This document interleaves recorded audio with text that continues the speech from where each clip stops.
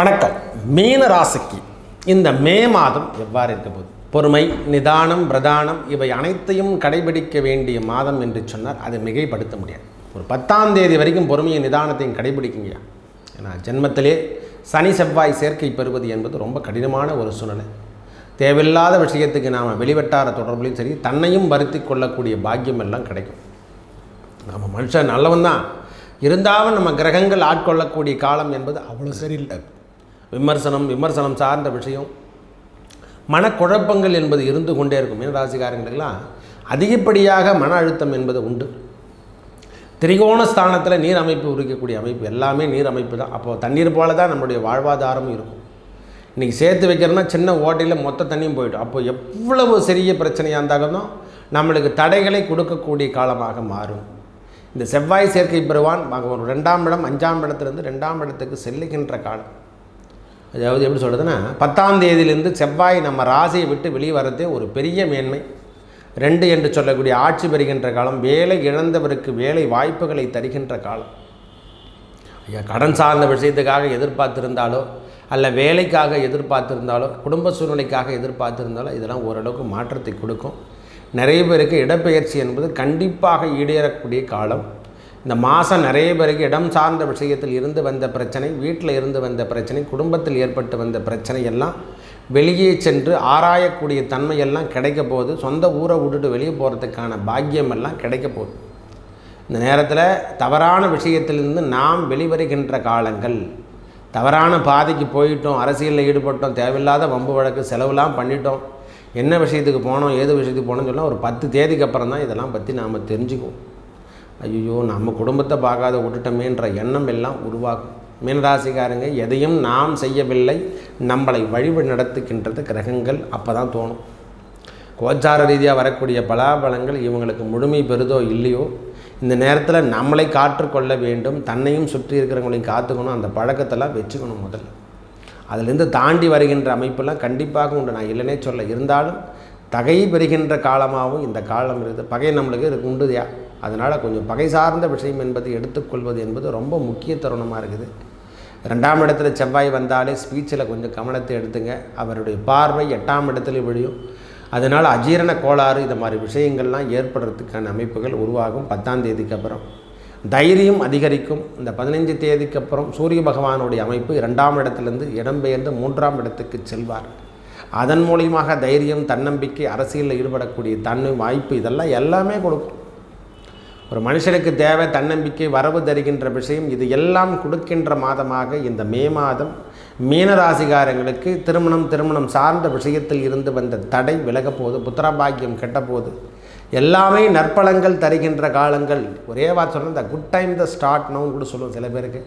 இருந்தாலும் நான் கடன் பிரச்சனை, நோய் பிரச்சனையில் வாடிட்டுருக்கேன், வீடு கட்டிட்டேன் பிரச்சனையில் மாடிட்டுருக்கேன்னா இது எல்லாம் இறைவன் கொடுத்த வாக்குகள். நாம் தெரிஞ்சுக்கணும். எல்லாருக்கும் எல்லாத்தையும் செயல்படுத்த முடியாது. ஒவ்வொன்றுத்துக்கும் இறைவன் வேண்டத்தக்கது அறிவோ இனி வேண்டும் முழுவதும் தருவாய். நம்மளுக்கு என்ன கொடுக்கணும்னு இறைவனுக்கு தெரியுமோ அதை தான் கொடுப்பார். அதனால் நம்மளுக்கு என்ன விஷயத்தை நடத்தணும்னு சொல்லிட்டு கிரகங்கள் மூலிமா தான் நம்மளுக்கு எல்லா விதமும் கிடைக்கும். திருமண உறவுகளை பற்றி பேசுகிறது. 2ஆம் இடத்துல செவ்வாய் மங்களகாரங்கனுடைய அமைப்பு 2ஆம் இடத்துல வரத்தால் அந்த திருமண விஷயங்கள் பற்றி பேசுறது அது அமைப்புடைய காலங்களாக இந்த காலம் இருக்கும். தடைகள் விலகும். முதல்ல தடைகளாக விலகும் போது குடும்பம் சார்ந்த விஷயத்தில் இருந்து வந்த பிரச்சனை விலகும். மனைவியின் உடல்நலத்தில் இருந்து வந்த பிரச்சனை விலகும். இந்த குடும்பம் சார்ந்த விஷயத்தில் இருந்த பிரச்சனையும், வாழ்க்கை துறையில் இருந்து வந்த பிரச்சனை இப்போ கொஞ்சம் சக்கரம், அதாவது சங்க சக்கரம் என்று சொல்கிறாமல, சக்கரங்கள் சுயன்று கொண்டு இருக்குதில்ல, அதெல்லாம் விட்டு விலக போதும். குடும்பமோ இந்த விஷயங்களோ எதனா இருந்தால் அதிலேருந்து ஒரு 10ஆம் தேதியிலேருந்து ஒவ்வொரு விடுப்புகளும் உங்களுக்கு சாதகத்தை தரும். ஐயா, ஜென்மசனி என்பது 2ஆவது பாகம். இதை நாம் செயல்படுத்த முடியாது. அவர் கர்மகாரகன் தான் மொத்தத்தையும் செயல்படுத்துவார். இது வரைக்கும் நாம் எதையோ நான் செஞ்சேன்னு சொன்ன காலமெல்லாம் போயிட்டு இனிமேல் நம்மளுக்கு நடக்கிறது வேறு யாரோ நடத்துகிறார்பா அப்படின்ற எண்ணம் எல்லாம் தானே நடக்கும். அந்த விஷயத்தை யாரால் தொடுத்து நிறுத்த முடியாது. முதல்ல பொறுமையின் நிதானத்தையும் முதல்ல எங்கே இருந்தாலும் அதை வாங்கின்னு கடைப்பிடிங்கன்னா கடையாண்ட போய் பிடிச்சிக்காதீங்க. கடைப்பிடிக்கிறது என்பது நாம் செய்து வேண்டிய விஷயம். அதனால் 3ஆம் இடத்துல சூரிய பகவான், அங்கே புதன் பகவானும் சம்மந்தப்படுவாங்க. அவங்களுடைய பரிவர்த்தனை யோகம், சுக்கிரனுடைய பார்வையும் அவரும் இறக்கக்கூடிய இடம். வேலைக்கான அமைப்பில் ஒரு ப்ரொமோஷன் கிடைக்கிறதுக்கான வாய்ப்புகள் தேடி வரும். அதில் கடின உழைப்பும் இருக்கும், நான் இல்லைன்னே சொல்லலை. இருந்தாலும் இந்த வேலைத்தன்மை என்பது உண்டு, உழைப்பு என்பது உண்டு, மூலதனம் என்பது உண்டு. நம்ம வாழ்க்கையில் நிறைய நல்ல விஷயங்களும் என்பது உண்டு. பொறுமையை நிதானத்தை கடைபிடிப்பு என்பது ரொம்ப மூலாதாரமாக இருக்குது. ஒரு மனுஷனுக்கு தேவை எதுனா மூலாதாரம் ரொம்ப முக்கியம், வாழ்வாதாரம் ரொம்ப முக்கியம். அந்த வாழ்வாதாரம் எவ்வாறு இருக்கும்? தடைகளை விலகக்கூடிய காலமாக இருக்கும். ஒரு மனிதனுடைய வாழ்வில் தடையில்லாத அமைப்பை எவ்வாறு கொடுக்குன்னா ஒவ்வொரு விஷயத்திலும் ட்ரைனிங் பீரியடில் தான் தெரிஞ்சுக்கும். ஒரு போலீஸ் ட்ரைனிங் போயிட்டுருக்கேன், நான் வேலை வாய்ப்பாக தேடிட்டுருக்கேன் அப்படின்னு சொன்னால் அனைவருக்கும் இந்த காலம் வேலை வாய்ப்புக்காக தேடி இருந்தால் கண்டிப்பாக இந்த மே மாதம் இருந்து உங்களுக்கு சக்ஸஸ் தரப்போதையா. காவலர் பணியில் இருக்கிறவங்களாகட்டும், யாருக்கானா இருக்கட்டும், நம்ம மன மகிழ்ச்சியோடு இருக்கிற மாதிரி ஒரு சூழ்நிலையெல்லாம் மீனராசிக்காரங்களுக்கு கிடைக்க போகுது. ஒரு ஆப்பர்ச்சுனிட்டி, வேலையில் ஒரு திருப்தி. ஐயா நான் அந்த வேலை செஞ்சுருக்கேன், மனசு திருப்தியாக இருக்குதுங்க, போதுங்க, இந்த அளவுக்கு நான் உழைச்சா போதும், இந்த வேலையில் நான் இருந்தால் போதும், இதே மாதிரி வாழ்க்கை வாழ்த்துனா போதும், ஐயா நான் ட்ரைனிங்கில் போயிட்டு நான் சக்ஸஸ் ஆகிட்டேன், நான் வேலை கிடச்சிச்சு அப்படின்னு சொல்கிற வார்த்தைலாம் 2 என்பது தொழில் அல்லவா. அங்கே செவ்வாய் பகவான் ஆட்சி பெறுவது என்பது பாதுகாப்பு சார்ந்த விஷயங்கள். செவ்வாயினாவே பாதுகாப்பு படை இது மாதிரி விஷயங்கள் தான் கொடுக்கும். எல்லா விதமான பாதுகாப்பு, செக்யூரிட்டி முதல் கொண்டு எல்லாமே, குடும்பத்தை காப்பாற்றுவதும் பாதுகாப்பு தான், அந்த தலைவனும் பாதுகாப்பு தான். அப்போ வேலைக்காக தேடி இருந்தால் அந்த ஜீவனம் எல்லாம் கிடைக்கிறதுக்கான மாதமாக இந்த மாதம் இருக்கும். சூரியனுடைய இடப்பெயர்ச்சியின் காரணமாக நல்ல முன்னேற்ற பாதை என்பது வெளிவச்சாரத்தில் கிடைக்கும். தைரியம் அதிகரிக்கும். ஒரு மனுஷனுக்கு தேவை தைரியம், தன்னம்பிக்கையெல்லாம் முதல் தேவை. அது எல்லாம் கிடைக்க போது 4ஆம் இடம் என்று சொல்லக்கூடிய இடத்துல குரு சுக்கிர பகவானும் இணைய தருணம். இந்த நேரத்தில் வேலையில் ப்ரமோஷனுக்காக காத்திருந்தால், இடப்பெயர்ச்சி காத்திருந்தால் கண்டிப்பாக ஏற்றுக்கொள்ளுங்கள். இந்த நேரத்தில் இடப்பெயர்ச்சி எல்லாம் கொடுக்கும், அதை நீங்கள் ஏற்றுக்கொள்ளுங்கள். மேலதிகாரியுடைய ப்ரெஷர்லாம் கொஞ்சம் லைட்டாக தாக்கத்தை கொடுக்கும். இந்த மாதம் 30ஆம் தேதிக்கு அப்புறம் புதன் பகவான் ஆட்சி பெற்ற பிறகு உங்கள் வாழ்க்கையில் ஒரு தெளிவான பாதைக்கு நீங்கள் போகிறத கண்டிப்பாக பார்க்கலாம். நிறைய நல்ல விஷயத்தையும் நிறைய நற்பலன்களும் கிடைக்கிறத ஈஸியாக கண்டு கொள்ளக்கூடிய காலம் என்று கூட சொல்லும். ஒரு மனுஷனுக்கு தேவை எதுனா அந்த தளர்வு இல்லாத ஒரு அமைப்பு, தன்னலமற்ற சேவை, ஒரே இடத்துல நேராக உயர்ந்து செல்வது என்பதெல்லாம் அவ்வளோ சாதாரண விஷயம் கிடையாது. எல்லாருக்குமே கொடுக்க மாட்டான். இருந்தாலும் இந்த வாழ்க்கை தரத்தில் இருந்து வந்த பிரச்சனை விலகுகின்ற காலமாக மாறும். பொறுமையும் நிதானத்தையும் கடைபிடித்தாலே போதுமானது. நம்ம வாழ்க்கையில் நிறைய நல்ல விஷயங்கள் தேர்ந்தெடுக்கலாம். ஒரு மனுஷனுடைய வாழ்க்கையில் தலைவிதி என்று சொல்கிறது 2வது பட்சம். அது தலைவிதியில் நம்மளால் எதுவும் மாற்றலாம் முடியாது. என்னை உட்படவே சொல்கிறேன். எழுதப்படுறது நம்மளை அமுச்சிட்டு தான் எழுதி வச்சுட்டு தான் நம்மளை அமுச்சிருக்கான் அந்த பூ உலகத்தில். அப்போ எல்லா படைத்த உயிர்களுக்கும் இந்த பிறவி என்பது உண்டு, அவன் ஜீவன கர்மா என்பது உண்டு. நாம் அதை புரிஞ்சிக்கினாலே போதுமானது. இந்த நேரத்தில் எதை செய்ய வேண்டுமோ, நாம் என்ன வேலைக்கு வந்தோம், ஜோசி சொல்ல வந்தால் ஜோசி சொல்லி தான் ஆகணும்.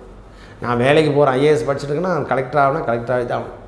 இந்த விஷயத்தை நாம் தேர்ந்தெடுத்து கொண்டாலே போதும். நாம் என்ன எய்ம் இருக்குதோ அதை தான் இறைவன் கொடுப்பான். நம்மளுக்கு என்ன செய்யணுமோ அந்த எண்ணத்தை கொடுப்பதும் இறைவனே. இது ஏன் உங்களுக்கு மட்டும் இதை சொல்கிறேன்னா நீங்கள் தெரிஞ்சுக்கலாம். இந்த விஷயத்தெல்லாம் தேர்ந்தெடுக்கணும், இந்த வேலையில் செய்யணும்னு சொல்கிற எண்ணம் இப்பொழுது உருவாகி கொண்டே வரும். இப்போவே அது ஆக்டிவேட் பண்ணிவிடும். திருமணத்தை பற்றி பேசுறதுக்கான காலங்களாக இந்த காலம் நிறைய பேருக்கு அட்வைஸ், அதாவது எப்படி சொன்னால் தடைகள் விலகுகின்ற காலம். தடைகள் விலகிட்டு போகுது, நம்மளுக்கு தோஷங்கள் விலகும். திருமணத்தை பற்றி பேசுறது, திருமண உறவுகளை பற்றி பேசுகிறது, இந்த மாதிரி விஷயங்கள் எல்லாமே சுப நிகழ்ச்சிகளில் கலந்து கொள்ளக்கூடிய பாக்கியம். இது 2ஆம் இடத்துல ஜென்மத்திலிருந்து செவ்வாய் பகவான் இடம்பெயர்ந்தாலே போதுமானது. உங்கள் வாழ்க்கை இனி மங்களகரமான காலமாக மாறிவிடும். வேலை நல்லா இருக்கையா, அதில் எந்த கொடையும் கிடையாது, நீங்கள் கவலையே படாதீங்க. உடல் உபாதை 8ஆம் இடம் என்று சொல்லக்கூடிய இடத்துல மனைவி சார்ந்த உடல் நலத்தில் கொஞ்சம் அக்கறை எடுத்துங்க. இந்த விஷயத்தெல்லாம் கொஞ்சம் அக்கறை எடுத்துக்கினாலே போதுமானது. நம்ம வாழ்க்கை தரம் உயர ஆரம்பிச்சிடும். நல்வாய்ப்புகள் தேடி வரும். அரசாங்க பதவி, அரசியல் பதவி இதுக்காக காத்திருந்தால் கண்டிப்பாக ஈடேறக்கூடிய காலம். இதெல்லாம் உங்களுக்கு மீனத்தை பொறுத்த வரைக்கும் தடையில்லாத அமைப்பு. மே மாதம் உழைப்பாளர் தினம் என்பதால் உழைக்கின்ற தன்மையை கண்டிப்பாக மே மாதத்துலேருந்தே உங்களுக்கு எல்லா விதமான கடின உழைப்பை கொடுக்கின்ற காலங்களாக மாறும்.